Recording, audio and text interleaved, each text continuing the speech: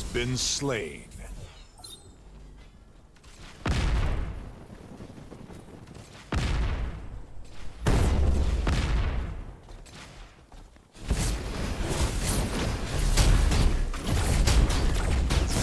An enemy has been slain.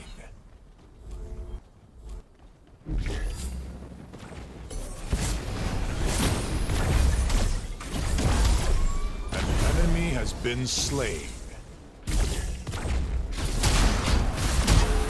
An enemy has been slain. What's going on, guys? It's Kill Switch here again, making another hero overview video for you. The last one went over pretty well. I got some really positive feedback on it, and got a few requests for some other heroes, so here we go. We'll have to make this a regular thing here. So let's jump into it. The hero I'm going to do today is Crunch. So Crunch, as you can see here, I'm only level 4 bronze with Crunch, so I haven't played a ton of games with him, but I do understand his kit pretty well, and generally when I play him I do pretty well, so I have a pretty firm grasp, at least for, you know, to teach the basics of it.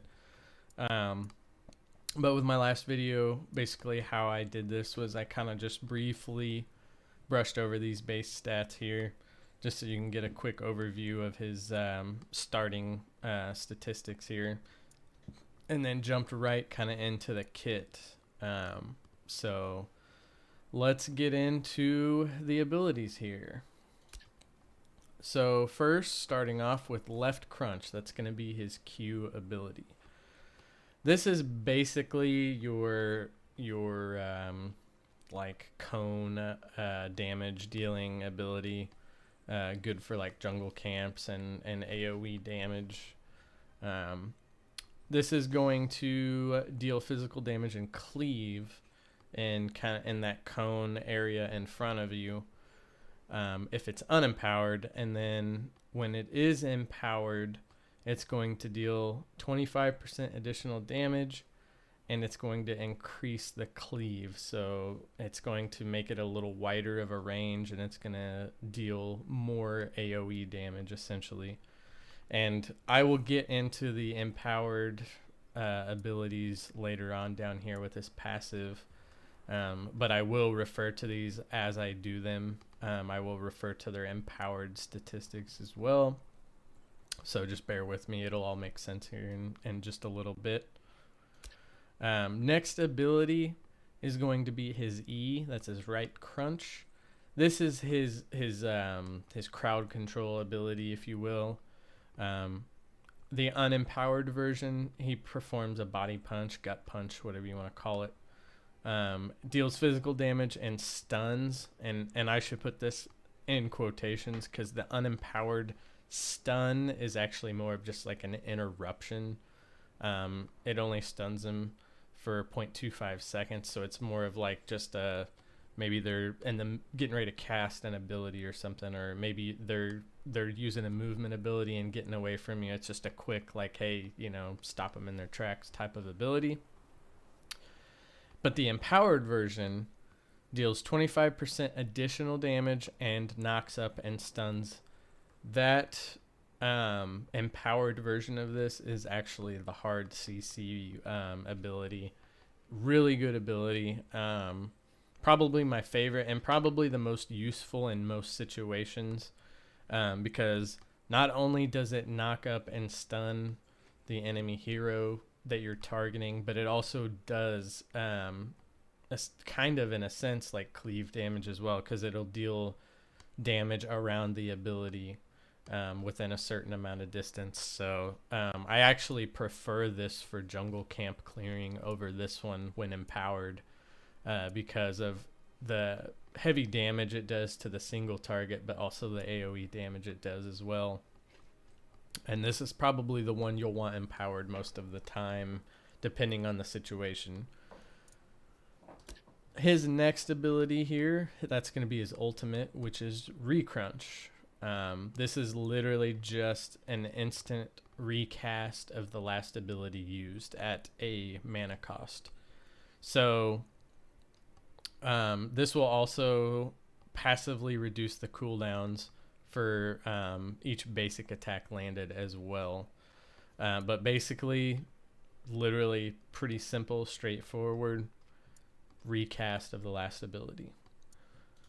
His next ability, or this is auto attack, basic attack, pretty simple stuff here.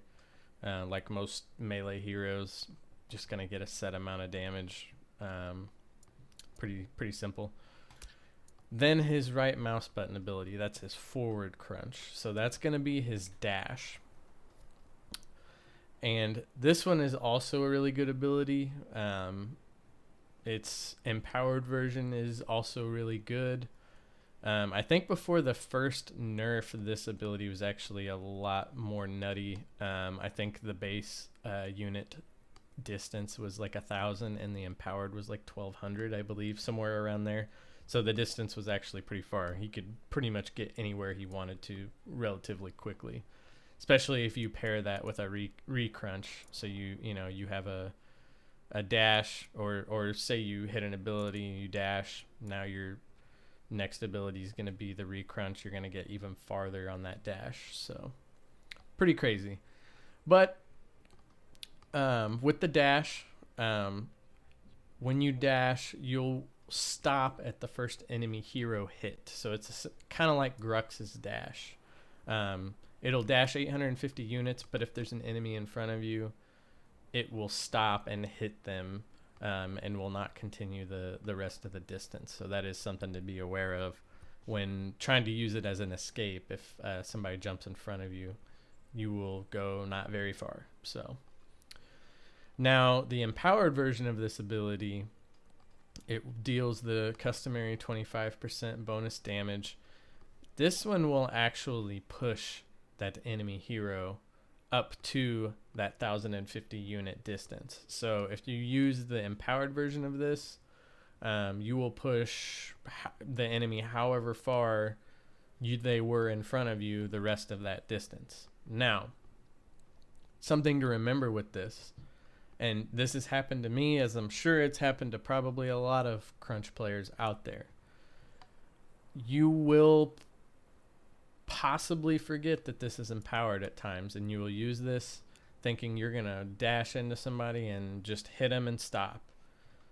I have personally dashed into somebody with an empowered dash mid gank in a lane and pushed them straight under tower and started taking tower shots unnecessarily. That is something that can happen with this ability. That's just something to remember. Try and keep track of your empowered abilities and whatnot. But otherwise, great ability, very useful. It's good to get in, good to get to a fight quickly. It's good to get out of a fight quickly. I mean, that's can't ask for much more there. So now we'll get into his passive and some of the combos, if you will, with his abilities and his kit.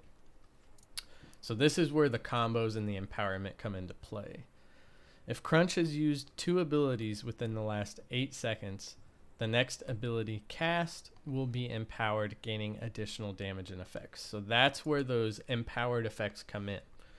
If you've used 2 abilities in the last 8 seconds, that next ability is going to be empowered. It's not, you don't get a choice on it. It is going to be empowered. So that's something to keep in mind when you're in a fight. The combos come in with this because there's some abilities that you may want to rely on a little more, especially in a team fight situation. Crunch's kit is kind of designed to, it's designed to brawl, but it's also designed to lock down a single target, essentially. So being that he's a jungler / offlaner / frontliner, this kit works great for singling out like a damage dealing backliner. One of the most basic combos that I use pretty frequently, and it's a general use combo. It can work well against, in like team fights. It can work well against single targets. It can work well against jungle camps. The combo is going to be dash in, then to the Q, and then into an empowered E, And so that's you're going to dash in, deal some damage.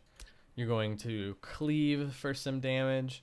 And then you're going to do the empowered knock-up uppercut. And that's going to kind of effectively lock somebody down. And that's after you've already dealt some damage with your other abilities. So that's a pretty basic combo. It's good. It works. It works for jungle clear as well.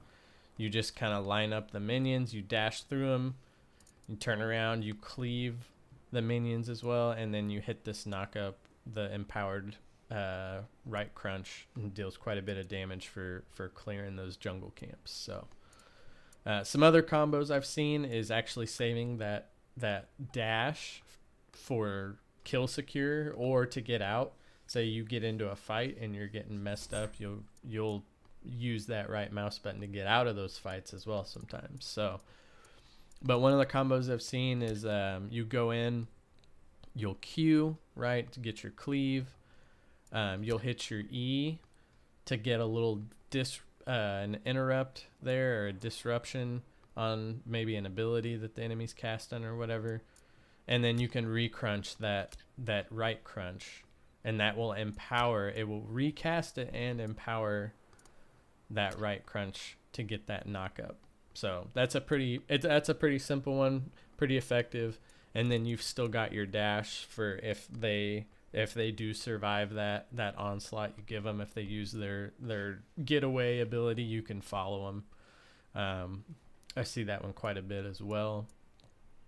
It's mostly situational, so just seeing, what opportunities you have in front of you, you'll kind of get the feel for which abilities you're going to want to use in that situation, which empowered ability you'll want.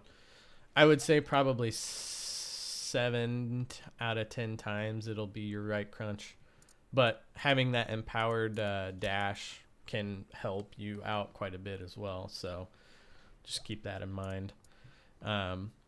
And something to mention about his abilities also is that they do all apply the on-hit effect procs, and I'll get into that a little bit as well with like the items and stuff when I get there. But like your basic items that deal on-hit effects, like Gravedigger's Crossbow, T-Fist, those type of things, each one of these abilities applies those procs, so that's also something to keep in mind. But yeah, that's the kit in a nutshell. It's pretty simple.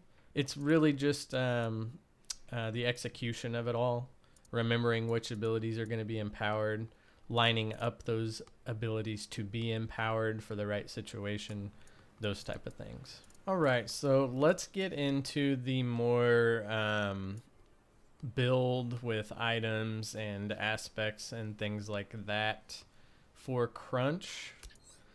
So I will start with the aspects because I realize in my Kwong overview video I didn't actually add those in. I had a couple people ask me about it, so we will start with the aspects this time. The aspects, and I can't pull them up here on the Learn tab, but I will go over them briefly. The best, in my opinion, and what I've had the best luck with, aspect-wise, is Beast Hunter and King, at least for jungle. I feel like those two kind of maximize a little bit the kit. If I run anything else, it's typically Beast Hunter, Rogue, for that additional like on hit or kind of empowered basic attack, basically type of situation that can be pretty good. I'll also use, if I want to be a little more tanky, I'll use like Titan or Rook along with that Beast Hunter, depending on the team comp. That's pretty situational, so again, just whatever works for the situation, just go with that. I have seen some like ability power builds as well for Crunch. because his all of his abilities also have an energy damage scaling to them as well. So not one I'm real familiar with. Seems a little more kind of meme-ish or just situationally, like could be just more of a having fun type of build. So like I said, I haven't played too much of it, so I can't really speak to it. But if it works for you, you've done it before, it works for you, do it, have fun with it. I'm gonna speak strictly mostly for the jungle role, because that's what I've played him in most. So, and then so yeah, Beast Hunter King, Beast Hunter Rogue, Beast Hunter Titan, something along those lines all work really well. Getting into the items here, though, I usually start with the basic jungle starting items. If you got your Affliction here, your Health Pot, and your Rad Pulse, that's pretty generic for junglers. That's what most of the junglers are going to use, with the exception of a couple, maybe a Chimera, or like maybe a Countess jungle might use something a little different. But that's going to be your most basic jungle starting bundle there. No different with Crunch. The first item first full item that I will build, I usually will finish off this Affliction. I'll go with the Reign of Fervor. Generally after you clear your red and your blue, depending on how you jungle and depending on the speed you play at, and depending on how often you gank early and all that stuff, but generally speaking, after red and blue, if you haven't got any ganks or anything like that, you'll have enough to come back for this leather satchel item here, which is a good early game card to have with that 20 physical power and the cooldown reduction. Ideally, you clear your red and blue quickly enough to back for this item before the first raptor spawn. Sometimes it works, sometimes it doesn't. Sometimes you get caught up in a lane maybe, or caught up like trying to defend somebody. So situational, like everything in this game, but that's kind of what I aim for. Is I aim to back after blue camp clear, and try and get this leather satchel. If you've got more to spend, it might be a good idea to buy your first round of boots as well, for your movement speed. I rarely in any role buy boots or finish my boots first, but jungle, since you got to traverse the map a little bit more, it might be pretty helpful to grab your starting boots as well.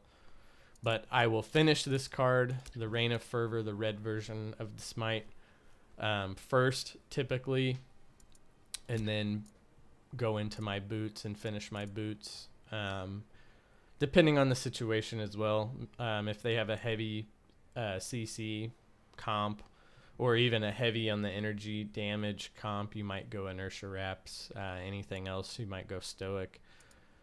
I don't love Boots of the Hunt on Crunch. It can be pretty good, but I typically like this extra little tankiness here.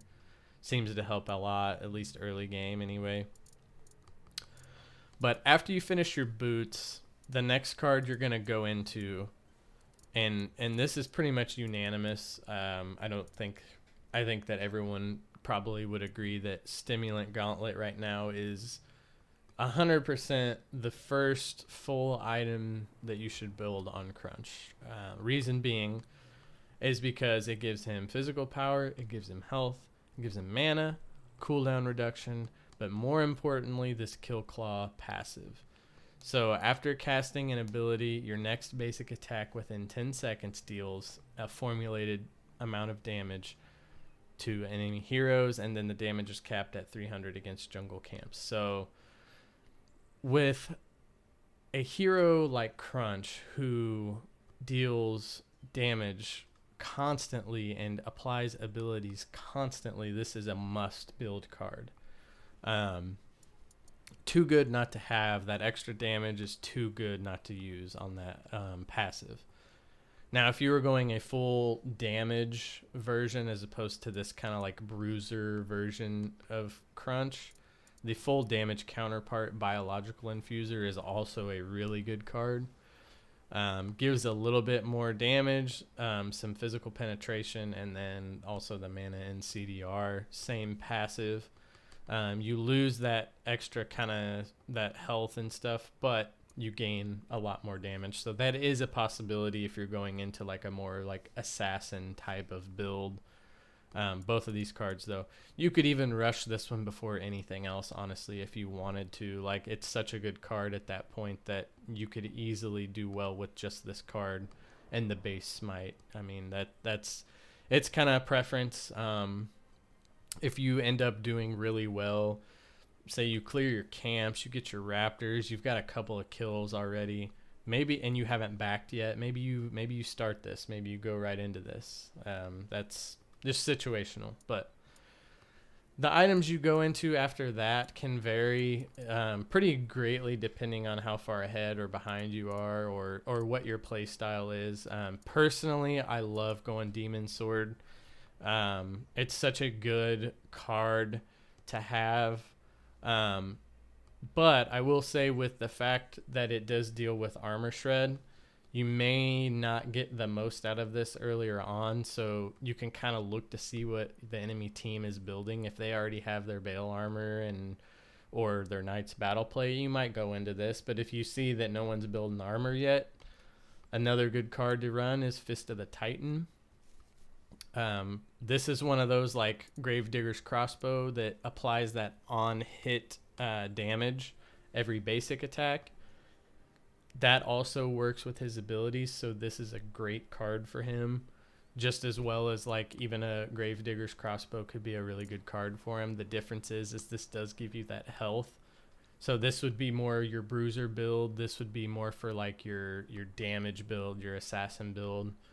But either one of these cards, or even both of them, if you get to the point where you're ahead enough that you don't necessarily need to build as much bulk, you could go into both of them if you wanted to.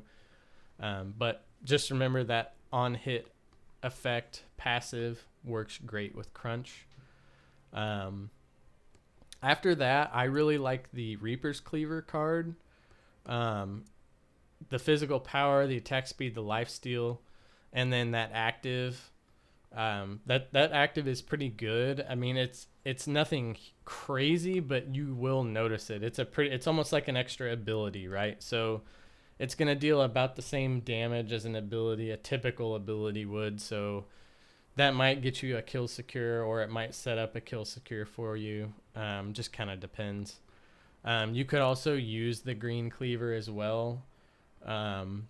Either one of them, depending on your build. I do like this one. I tend to lean towards this one a little bit more because of the lifesteal. I like having that. But personal preference and situations may call for something else, so just keep that in mind. You can also go into Baleful Armor for Crunch as well. I mean, that's just such a good card in general. But I feel like a lot of times they don't necessarily need it. I will say, if you're going to use it and rely on it quite a bit, you might actually build this earlier just for the wave clear with that Sigil of Fervor. That's a great component they added. It basically gives you the Baleful Armor passive without having to spend the 2,800 on it. I love the card. I use it on a lot of heroes. Crunch, maybe not so much if you're going bruiser or damage build. If you've got damage dealers on your team and you're expected to just be the full tank, maybe you run this. Again, we're talking situational, so really just depends on enemy team comps, your team comp, etc., etc.